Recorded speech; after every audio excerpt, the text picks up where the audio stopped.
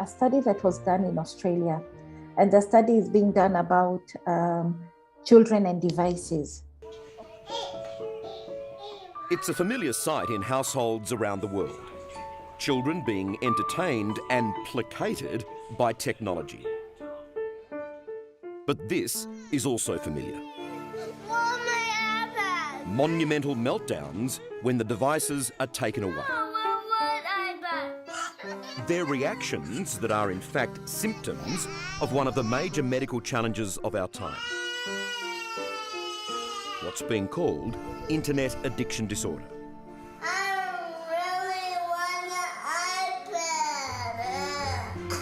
With the devices, all the child is doing is taking it in and taking it in and taking it in. There's no way that they're interacting. And as a human being, we need to be questioning, thinking, is this it? Is that not it? So then the development is quite limited. The development of the person is quite limited. So this is why we want to go. We want to focus more on actual books. The child is interacting with actual books, right? It's because what you want to do is you want to get the child to the point where they are questioning, they are thinking, they are investigating. A device does not do that. Even the device that they tell you that they are learning something, you see, they're still just taking it in. They are watching themselves being instructed, right? Which is very different from when they are reading a book, they turn the page, they look into the air, their brain works a lot more.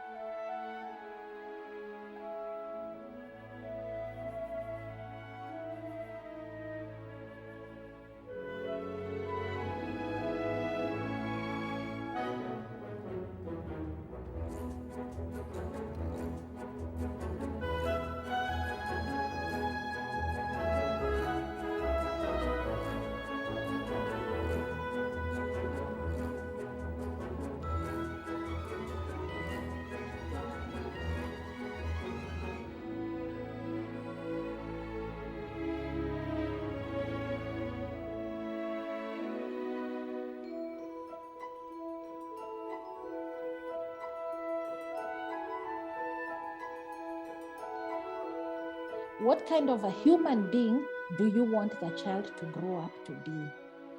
And a reading culture is what is going to help you to form this child to become the kind of human being that you want them to become. In the past, we had folk stories where you sat with the grandmother and people will be telling them stories all the time.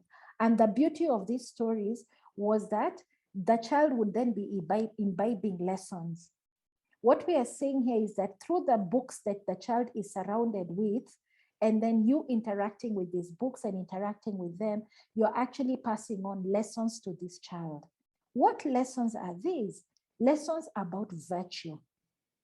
I want you to be honest. I don't want you to be a liar. I want you to be hardworking. I want you to be kind. I want you to be selfless. All those lessons are going to be embedded in the books. But because it's a story, it's more attractive than me standing over the child and lecturing them.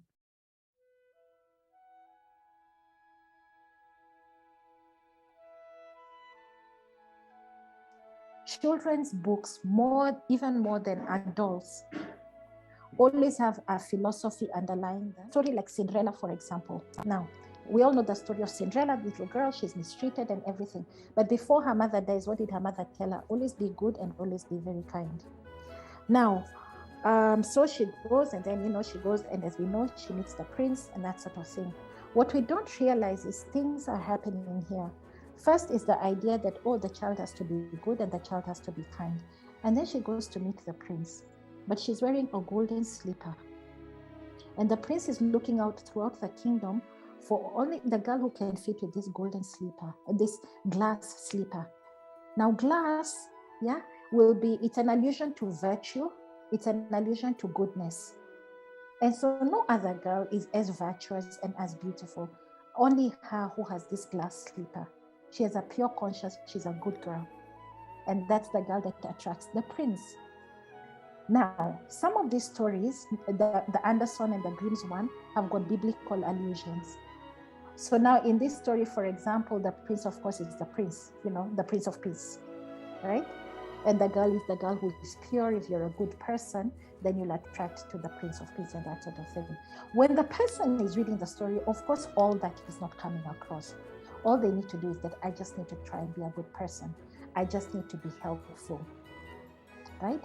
And then be careful of the dangers that are around you and that sort of thing. But that's really what we're talking about here, is that the stories will always have those kinds of allusions to them. And because of that, the child will modify their behavior accordingly.